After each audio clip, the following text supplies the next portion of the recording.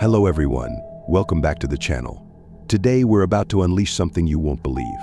It's gonna blow your mind, so make sure you hit that subscribe button and smash the like button if you're ready for the ride. Don't forget to share this video with your friends too. Let's spread the madness together. To read about the horrific events caused by my freshman roommate leading up to this, and had I been thinking clearly, I would have made sure that Andrea didn't see the pictures that Zach left me on his iPod. But by the time I looked up from crying, she was already viewing the images, a look of shocked horror on her face. She asks, "Eric, what kind of monster is this?" "He's a psychotic killer. And I think he's out to get me because I found out his secret. I know that he's the one that killed the real Zach, and he's trying to stop me before I can go to the police." Just then, my cell phone rings. I'm surprised to see that it's my mother who is calling. My mom never calls me this late at night. "Hello, Mom." "Eric, honey, I think you better come home tonight." Her voice sounds strained. Starting to panic, I ask, "Mom, are you okay? What's going on?" "Eric, just please come home. Your father and I need to see you," and with that she hangs up. I'm gripped with fear that Zach has somehow found his way to my parents' house. I don't know if he is playing a sick game, but I need to make sure my parents are safe. "Andrea, I've got to go home to check on my parents. You need to go somewhere safe. Go to your parents' place. He shouldn't know where that is. I'll call you when I can. Then we can go to the police." "Eric, I don't want to go alone," she retorts. "You gotta trust me. I think Zach might have my parents and I don't want you anywhere near there. Just go home as fast as you can.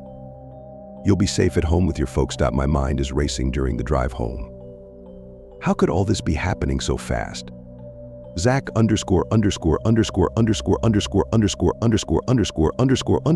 just a name on a roommate info card 8 days ago, and now his killer has pretended to be him while living with me, stalked my girlfriend, killed my friend, and is now terrorizing my parents. It's very late when I pull into our cul-de-sac. I'm immediately shocked to see police cars with flashing lights all around my house. Could my parents have somehow contacted the police? Maybe they've already captured Zach. I park the car and sprint toward my house. After a few seconds, I hear someone yell, "There he is. Someone grab him." I start looking around anxiously, hoping to identify Zach as he's trying to dash away. All of a sudden, the wind is knocked from me and my vision blurs. I've been slammed to the ground. What the hell? Get off of me. What's going on? I can feel my arms being twisted behind my back and I feel cuffs locking. "Eric, you are under the arrest for the murder of Zach ____________________________________________________________________________________________________________________ You have the right to remain silent. Anything you say or do will be used." "What are you talking about? I didn't kill him," I scream. "My roommate at DePaul has been pretending to be Zach, but he's the murderer. I can help you catch him." I continue to try to make the police officer understand, but he continues to escort me into my house where I see my parents sitting at the kitchen table. They look distraught and pained when they see me walk in. "Mom? Dad? Are you guys okay? Did my roommate try to hurt you? Was he here?" I anxiously ask. "Eric," my mom starts to say. "Mom, the cops are making a mistake. They should be arresting the guy that's been my roommate at DePaul. He's been pretending to be my real roommate, but he murdered him, and he killed Joel." "Eric," she starts again quietly. "They found something in your room." A large police sergeant comes over to me. "Eric, I'm Sergeant Rosado.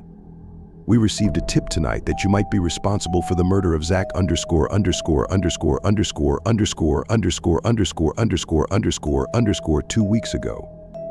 What I yell incredulously. "That's ludicrous. My roommate killed Zach. Who told you it was me?" "The caller identified himself as a friend of yours from school," responds the sergeant.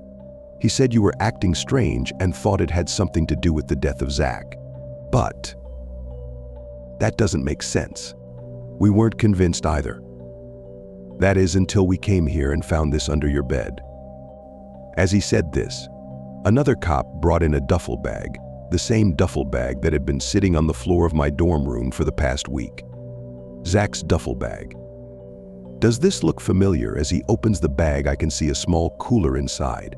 He flips open the lid to reveal human organs and ice. A heart, a liver, and a few others. Stunned, I blurt out, "This is crazy." I'm being set up.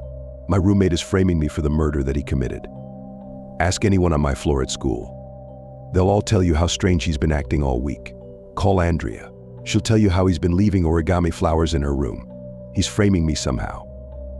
Didn't do this. Tears begin to stream down my face. Son Sergeant Rosada says, "You're going to need to come with us tonight." As they walk me out of the house and to a squad car, I can hear my father ask the sergeant if it's possible that I'm telling the truth. Is it possible that my roommate is framing me?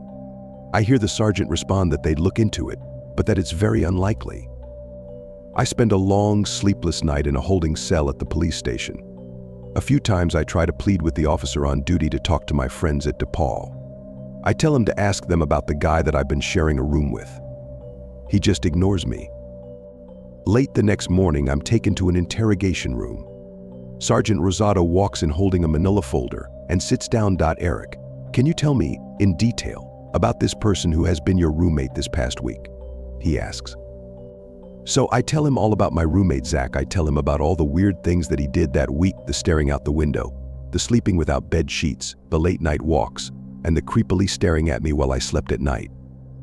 I then go into detail about what happened the day before, starting with my discovery of the news article revealing that the real Zach had been murdered 2 weeks ago. I share about meeting with Joel after class, and then having him to go to the police while I went to check on Andrea because I thought Zach was after her.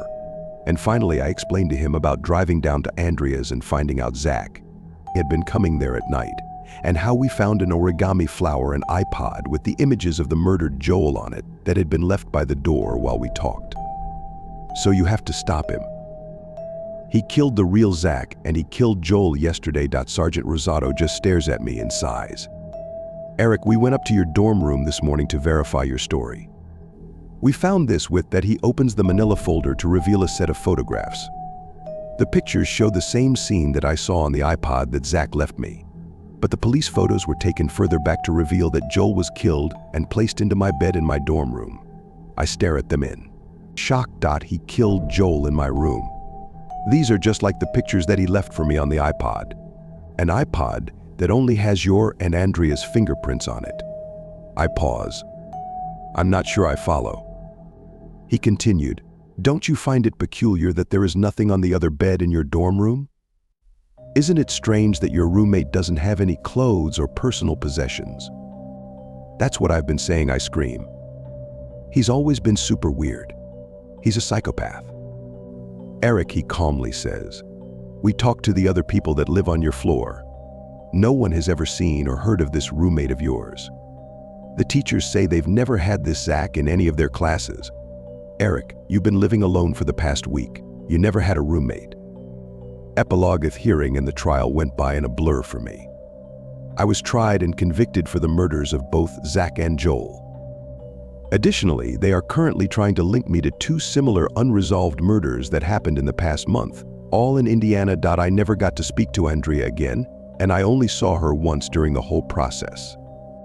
It was when she testified on the stand about her relationship with me and about what happened to her that fateful week. She only looked at me once, and I could see the revulsion and fear on her face. It didn't make sense. I don't remember doing any of these things. I pleaded with them that I was framed, and that if Joel were still alive, he could confirm meeting my roommate, the real killer. He knew how crazy Zach was, and he helped me figure everything out. The prosecuting lawyer said it was awfully convenient that the only other person who had seen or spoken to my supposed roommate was now dead. After the trial, they put me in a prison for the criminally insane. They said I have dissociative personality disorder. That's why I don't remember killing anyone. I've been here for months now, and I've been told this so often that I'm starting to believe that maybe they're right. Maybe I did kill those people. This morning I received a letter. A rare surprise in this hellhole. I opened it up to see a folded origami flower and picture. On the flower was written a note in handwriting that I immediately recognized. She looks so peaceful when she sleeps, Eric. I envy that. The picture was the photograph of Andrea that was taken from my nightstand. Credit to this is the last entry in a small mini-series that was posted in 3 parts.